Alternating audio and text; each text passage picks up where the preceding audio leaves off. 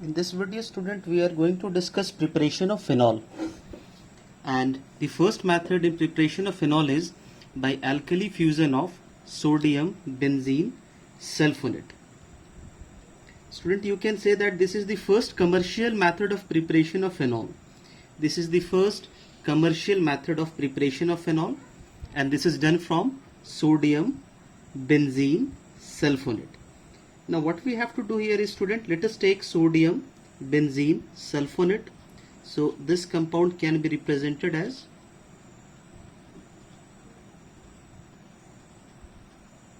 we have taken sodium benzene sulfonate.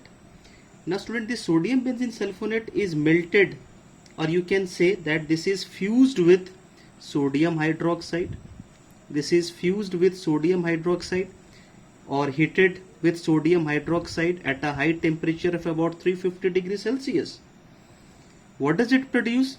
It produces here sodium phenoxide. It results in formation of sodium phenoxide, O minus Na plus sodium phenoxide. And sodium phenoxide on acidification, what are the side products? Let us write here first. Side product is sodium sulfide plus water. Now this sodium phenoxide, this compound is called as sodium phenoxide. This is called as sodium phenoxide. This sodium phenoxide on further acidification, so what we are doing is we are acidifying it. H3O plus means aqueous acid we have taken. On acidification, it results in formation of phenol. It results in formation of phenol. So we have got here phenol. This is phenol. So we have formed here phenol. First method, commercial method of preparation of phenol is from sodium benzene sulfonate. Now the second method of preparation is from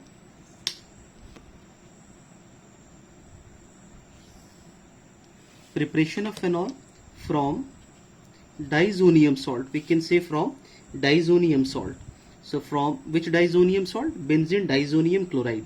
So from benzene diazonium chloride.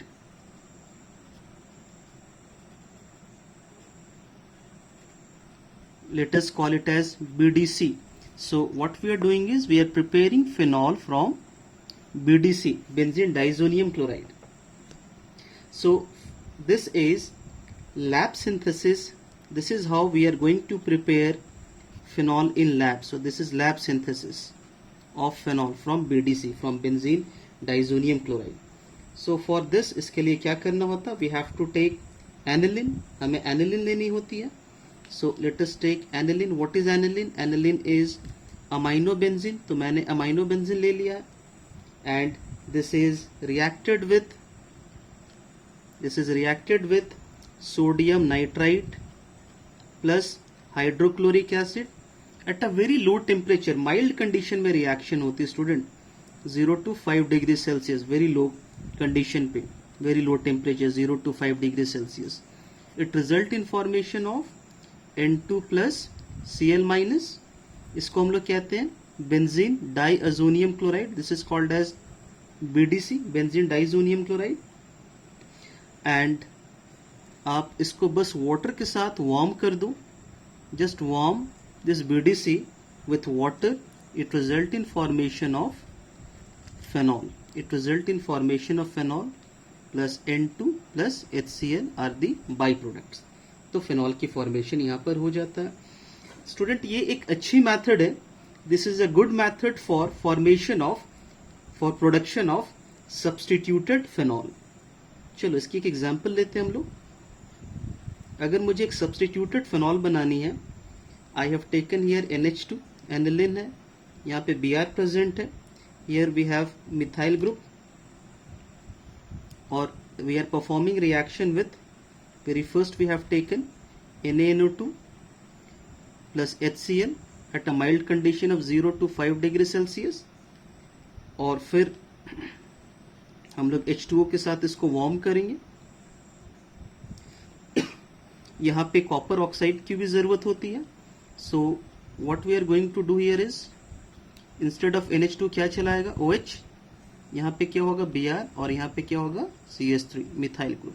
So this is a good method for preparation of substituted phenol also student. तो ये दो methods हो गए preparation of phenol में. The third method in this preparation category is by hydrolysis of chlorobenzene.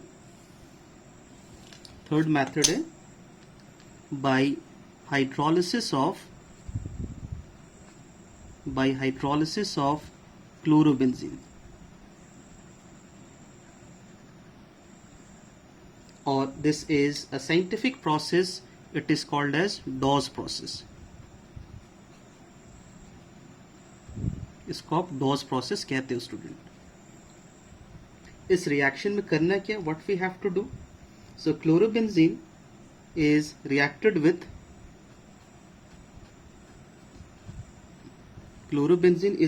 with sodium hydroxide base, and the temperature is taken to be about 350 degrees Celsius, and this is pressure condition is about 300 atmosphere.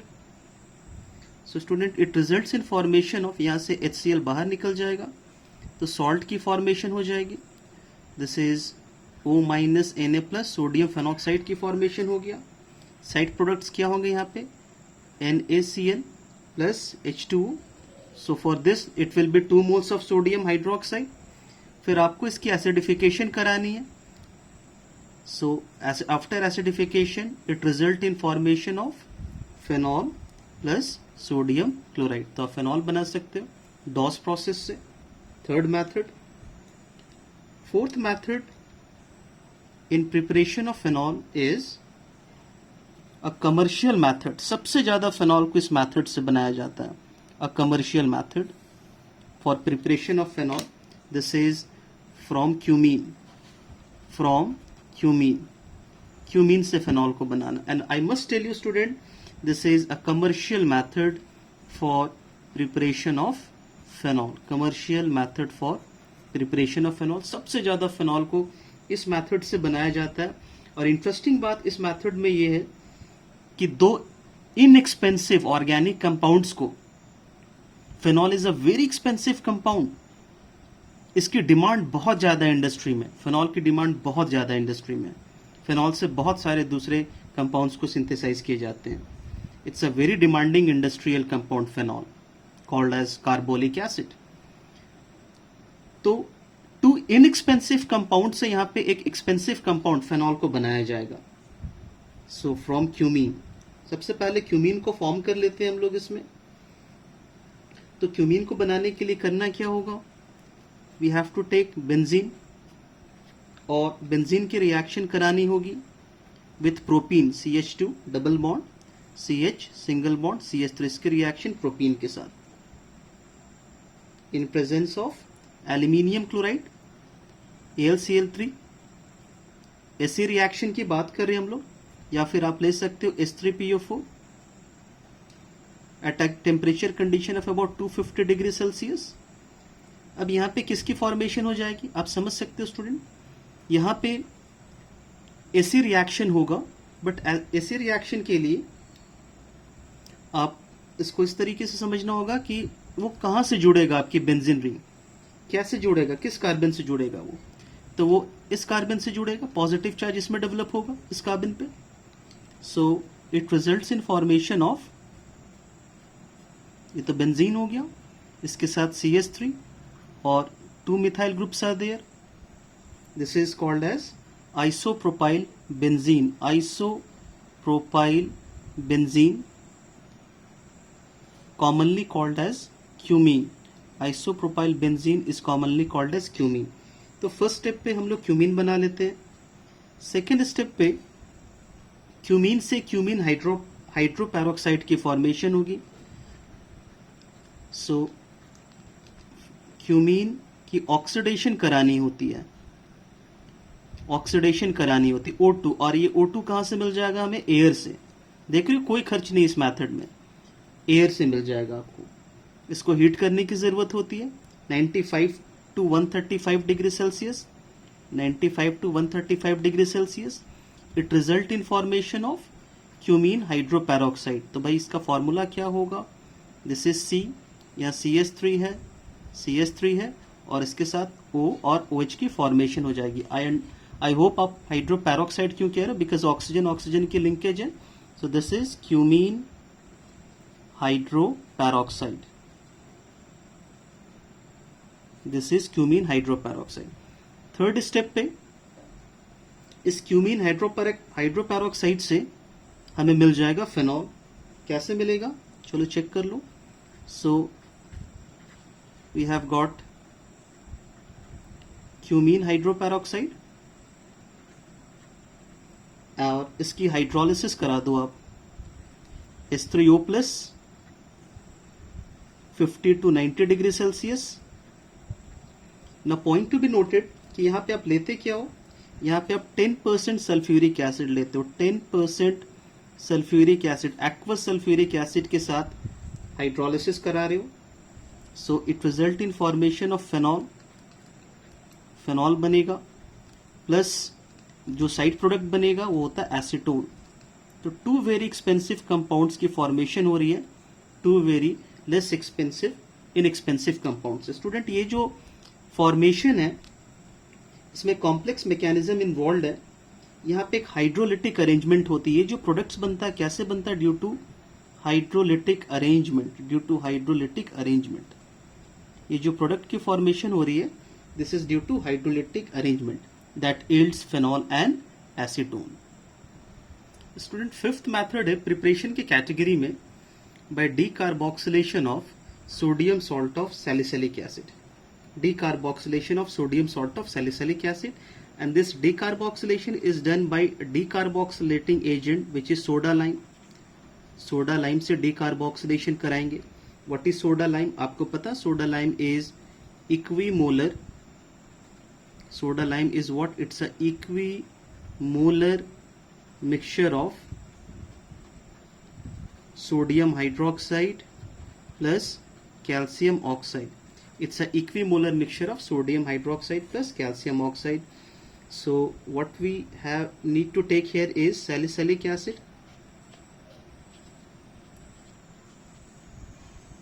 sodium salt of salicylic acid we have taken, plus decarboxylation करानी है तो NaOH, calcium oxide heat कराने की जरूरत होगी soda Lyme's के साथ। सो सबसे पहले ये क्या फॉर्म करेगा, it will form sodium phenoxide O minus Na plus, what is the side product, sodium carbonate, और फिर आप इसकी एसिडिफिकेशन करा दो, HCl के साथ रिएक्शन करा दो।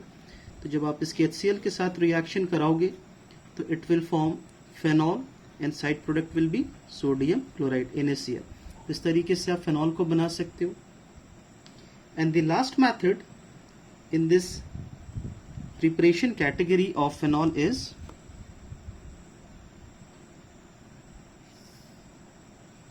from Grignard's reagent, from Grignard's reagent। It's a very important reagent. Victor Grignard got Nobel Prize for synthesizing this reagent। इस केस में करना क्या है, Grignard's reagent की रिएक्शन करानी है आपको ऑक्सीजन के साथ। So let us take a Grignard's reagent, phenyl magnesium bromide is the Grignard's reagent here, और ऑक्सीजन के साथ reaction, half moles of O2 की जरूरत होगी हमें। This reaction takes place in presence of ether as a solvent, ether as a solvent. तो भाई ये क्या बनेगा, ये बनेगा OMgBr। This is phenoxy magnesium bromide. This compound is called as phenoxy magnesium bromide, phenoxy magnesium bromide। और इस phenoxy magnesium bromide की hydrolysis, acid hydrolysis H2O/H plus aqueous acid के साथ treatment, result in formation of phenol, और side product क्या बनेगा, ये hydroxy magnesium bromide. तो फेनॉल की फॉर्मेशन होगी। So these are the methods of 6 methods of preparation of phenol. Let us discuss physical properties of phenol. So in this category, very first is physical state, and you can see that phenol exists as colorless crystalline solid, could be even in form of liquid also, but basically solid, and it becomes colored due to slow oxidation with air. वो colour को gain कर लेता है oxidation के कारण. If we talk about solubility of phenol, so phenol have modest solubility. ठीक ठाक पानी में घुल जाता है. Why? Due to hydrogen bond formation. If we talk about boiling points, so phenols have a higher boiling point than hydrocarbons of same molecular weight. For example, toluene have a boiling point of 110.6 degrees Celsius and phenol have a boiling point of 182 degrees Celsius. Let us begin our discussion with chemical properties of phenol. और इसमें सबसे first है acidic nature of phenol. So first question which arises in mind here, सबसे first question जो यहाँ पर arise हो रहा है स्टूडेंट, वो ये है कि which one is more acidic, alcohol और फेनॉल. अल्कोहल और फेनॉल में ज्यादा एसिडिक कौन होगा?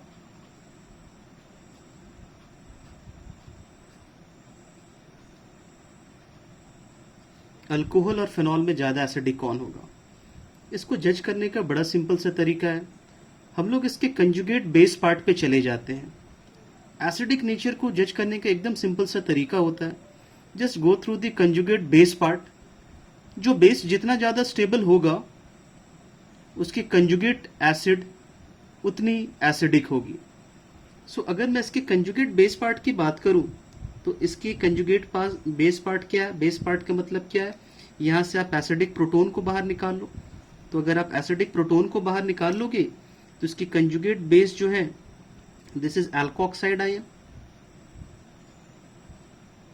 Conjugate base part is alkoxide ion.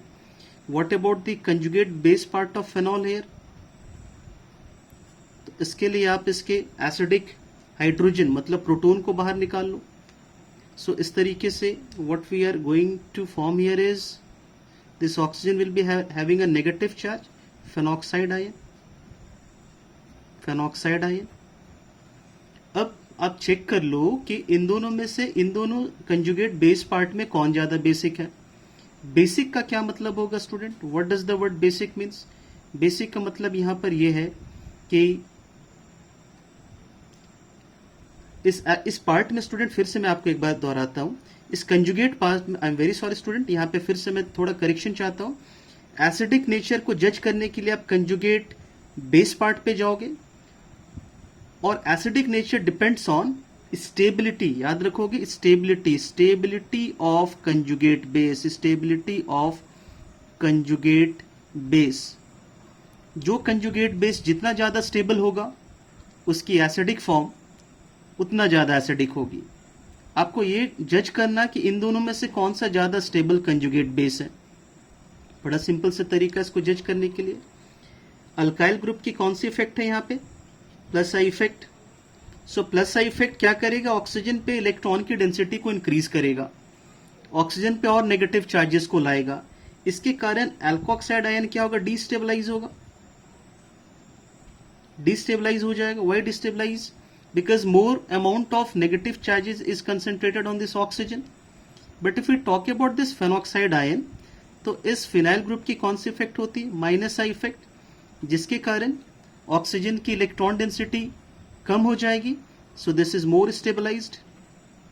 ये ज्यादा स्टेबलाइज होगा स्टूडेंट. अगर ये ज्यादा स्टेबलाइज है तो इट मीन्स जो इसकी कंजुगेट पार्ट है phenol, this is more acidic than alcohol. So it means alcohol, phenol are more acidic than alcohol. और ऐसे भी आपको पता कि इसके 5 रेजोनेंस स्ट्रक्चर्स को बनाए जा सकते हैं, बट इसमें एक भी रेजोनेंस स्ट्रक्चर्स नहीं बनेगा. सो फेनॉक्साइड आयन स्टेबलाइज तो है ही माइनस आई इफेक्ट से, but it is also resonance stabilise. It is also resonance stabilise. ये also, this is also resonance stabilised. ये रेजोनेंस स्टेबलाइज भी है स्टूडेंट. आप इसके रेजोनेंस बना सकते हो. रेजोनेंस स्टेबलाइजेशन को हम दिखा सकते हैं फेनॉक्साइड आयन की. So student, you can see here that this phenoxide ion is resonance stabilized. Minus I effect तो ऑक्सीजन की इलेक्ट्रॉन डेंसिटी को कम करके स्टेबलाइज कर रहा है फेनॉक्साइड आयन को। और आप देख सकते हैं कि एक और भी पार्ट है यहाँ पे, this phenoxide ion is resonance stabilise, that is why अगर ये ज्यादा स्टेबल है तो इसकी जो कंजुगेट एसिडिक पार्ट है वो मोर एसिडिक होगा। तो एसिडिक नेचर को चेक करने का सिंपल रूल क्या है, गोल्डन रूल क्या है, कि आप चेक कर लो कि उसकी कंजुगेट बेसिक पार्ट जो है वो स्टेबलाइज है तो it is more acidic, less stabilise है तो लेस एसिडिक। चलो अब इस पे हम लोग कुछ क्वेश्चंस को सॉल्व करते हैं। Now let us solve some questions based on acidic order, arrange in order of decreasing acidic strength. Student मैं आपको एक गोल्डन रूल बताता हूँ काम करने के लिए। माइनस आई ये ऑर्डर है decreasing order of acidic strength, minus I हो सबसे ज्यादा एसिडिक, फिर माइनस एम हो सबसे ज्यादा एसिडिक, फिर माइनस आई, फिर प्लस आई और प्लस एम हो तो लीस्ट एसिडिक। चलो इसको हम लोग यहाँ पे क्लियर करते हैं ये सारे एग्जाम्पल्स में। सो let us begin with this question. यहाँ पे फेनॉल है और साइक्लोहेक्सेनॉल है, तो क्वेश्चन है which one is more acidic. तो आप यहाँ पे देख सकते हैं स्टूडेंट, अगर हम लोग इस पे वर्कआउट करें तो यहाँ पे रेजोनेंस स्टेबलाइज्ड है। ये आपको पता है कि यहाँ पे रेजोनेंस है, दिस इज रेजोनेंस स्टेबलाइज्ड। इस केस में रेजोनेंस बन पाएगा क्या, सवाल ही नहीं होता। और ऑल्सो इट इज डिस्टेबलाइज्ड बाय, आपको पता है कि ये एक अल्काइल ग्रुप है, अल्काइल ग्रुप की कौन सी इफेक्ट होती है, प्लस आई इफेक्ट। तो प्लस आई इफेक्ट है तो प्लस आई इफेक्ट इसको क्या करेगा, डिस्टेबलाइज करेगा, डिस्टेबलाइज करेगा। और यहाँ पे कौन सी इफेक्ट है, माइनस आई इफेक्ट है। फिनाइल की रेजोनेंस तो है और आपको पता है कि माइनस आई इफेक्ट भी है, तो इस तरीके से इसकी जो कंजुगेट बेस है it will be more stabilise, तो this is more acidic, phenol is more acidic than cyclohexanol.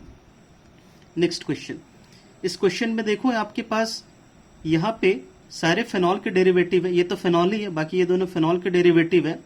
Para पर NO2 है और NO2 ग्रुप की कौन सी इफेक्ट होती है, आपको पता है NO2 group shows minus M effect और माइनस आई इफेक्ट, दोनों ये शो करता है। माइनस एम डोमिनेट करता है, मेसोमेरिक डोमिनेट करता है इंडक्टिव के कंपैरिजन में। इस मिथाइल ग्रुप की कौन सी इफेक्ट होती है, hyper conjugation plus I effect. तो स्टूडेंट आप चेक करो, और इसमें तो कुछ भी नहीं हो रहा, इसमें तो कुछ भी नहीं हो रहा। तो इस केस में अगर मैं स्टेबिलिटी कंपेयर करूं इन दोनों की, अनडाउटेबली माइनस एम है NO2 ग्रुप सबसे ज्यादा एसिडिक होगा, माइनस एम है तो सबसे ज्यादा एसिडिक, तो 1 यहाँ पे सबसे ज्यादा एसिडिक हो गया। फिर इन दोनों में इसमें तो डिस्टेबलाइज करने वाली प्लस आई इफेक्ट है, हाइपर कंजुगेशन है, बट इसमें तो कुछ भी नहीं है, तो कुछ भी नहीं है तो ये ज्यादा एसिडिक होगा। और लीस्ट एसिडिक कौन हो जाएगा, सेकंड वाला लीस्ट एसिडिक हो जाएगा। प्लस आई इफेक्ट डिस्टेबलाइज करेगा, नेगेटिव चार्जेस को इंक्रीज करेगा ऑक्सीजन पे, वो उसको डिस्टेबलाइज करेगा। इस क्वेश्चन पे वर्कआउट करें क्वेश्चन नंबर 3 पे, तो फिर आप देखो ये डेरिवेटिव से बस इलेक्ट्रॉन विथ ड्रॉइंग ग्रुप्स कहाँ लगे, ऑर्थो पे लगे। तो भाई अगर ऑर्थो पे लगे तो कौन कौन से इफेक्ट है यहाँ पे, NO2 ग्रुप की कौन सी इफेक्ट होती है, माइनस एम और माइनस आई इफेक्ट दोनों होता है। यहाँ पे चेक करो आप, तो मेटा पोजीशन पे एम इफेक्ट नहीं होता है, मेसोमेरिक इफेक्ट जीरो, मेटा पर नहीं होता मेसोमेरिक इफेक्ट। तो यहाँ पे कौन सी इफेक्ट है, सिर्फ इंडक्टिव इफेक्ट माइनस आई। पैरा पोजीशन पे मेसोमेरिक भी होगा और इंडक्टिव भी होगा, मेसोमेरिक भी होगा और इंडक्टिव भी होगा। अब भाई इसको हम कैसे जज करेंगे, ये दोनों तो सेम हो गया, तो इसको जज करने का तरीका स्टूडेंट मैं आपको बता दूं, ये ऑर्थोनाइट्रोफेनॉल में बनता है इंट्रामॉलिक्यूलर हाइड्रोजन बॉन्डिंग, इंट्रामॉलिक्यूलर, मैं इसको नेक्स्ट सेगमेंट में समझाऊंगा। यहाँ पे बनता है इंट्रामॉलिक्यूलर हाइड्रोजन बॉन्ड, और इस केस में पैरा वाले आइसोमर के केस में बनता है इंटरमॉलिक्यूलर हाइड्रोजन बॉन्ड। इसमें इंट्रामॉलिक्यूलर, इसमें इंटरमॉलिक्यूलर हाइड्रोजन बॉन्डिंग होती है। This is more acidic, para ज्यादा एसिडिक होता है ऑर्थो के कंपैरिजन में। तो आपको यहाँ पे क्या नोट करना है कि सबसे ज्यादा अगर एसिडिक की बात करें तो यहाँ पे, अच्छा इस केस में आप एक चीज और चेक कर लो, यहाँ पे कुछ भी नहीं हो रहा, यहाँ पे कुछ भी नहीं हो रहा, और हाँ राइट, इस केस में आपका कुछ भी नहीं हो रहा। और चेक करो यहाँ पे सिर्फ क्या हो रहा, माइनस आई इफेक्ट। तो जहाँ पे माइनस एम हो माइनस आई हो, इन दोनों में से किसको हम लोग प्रेफरेंस देंगे, जिसमें इंटरमॉलिक्यूलर हाइड्रोजन बॉन्डिंग है। तो इस तरीके से सबसे ज्यादा एसिडिक कौन हो गया यहाँ पे, फोर्थ, फिर सेकंड, फिर थर्ड, और सबसे लीस्ट एसिडिक फर्स्ट वाला हो गया। ये इसकी ऑर्डर हो गई। इस क्वेश्चन पर अगर हम लोग आते हैं तो आप चेक करो, इसमें कुछ भी नहीं हो रहा। कुछ भी नहीं का मतलब है कि इसमें सिर्फ रेजोनेंस पॉसिबल है। रेजोनेंस तो सब में पॉसिबल है, इसमें रेजोनेंस होगा बस। यहाँ पे इस मिथाइल ग्रुप की कौन सी इफेक्ट है, तो methyl group shows plus I effect और हाइपर कंजुगेशन भी होता है इसमें, तो इसमें प्लस आई मैं लिख देता हूँ यहाँ पे। इस केस में भी प्लस आई इफेक्ट है। और आपको मैं एक बात बता दूं कि यहाँ पे ortho position, hyper conjugation ortho और पैरा पे भी होता है, तो यहाँ पे हाइपर कंजुगेशन के साथ इंडक्टिव इफेक्ट भी है मिथाइल ग्रुप की। इस केस में क्या है, सिर्फ इंडक्टिव इफेक्ट है, हाइपर कंजुगेशन मेटा पोजीशन पे ऑपरेट नहीं करता, सो सिर्फ यहाँ पे ओनली आई है यहाँ पे। और इस केस में क्या है, पैरा पोजीशन पे हाइपर कंजुगेशन भी होता है और इंडक्टिव भी होता है, हाइपर कंजुगेशन भी होता है, इंडक्टिव भी होता है। But since methyl group OH के नजदीक है तो प्लस आई इफेक्ट ज्यादा होगा, तो प्लस आई इफेक्ट मोर, और मिथाइल ग्रुप OH से दूर है तो प्लस आई इफेक्ट क्या है, लेस, प्लस आई इफेक्ट कम है। स्टूडेंट अगर हम स्टेबिलिटी की बात करें तो सारे में प्लस आई नजर आ रहा है, इसमें कुछ भी नहीं है, तो सबसे ज्यादा एसिडिक फर्स्ट होगा। अब मोर प्लस आई है तो ये सबसे लास्ट में चला जाएगा।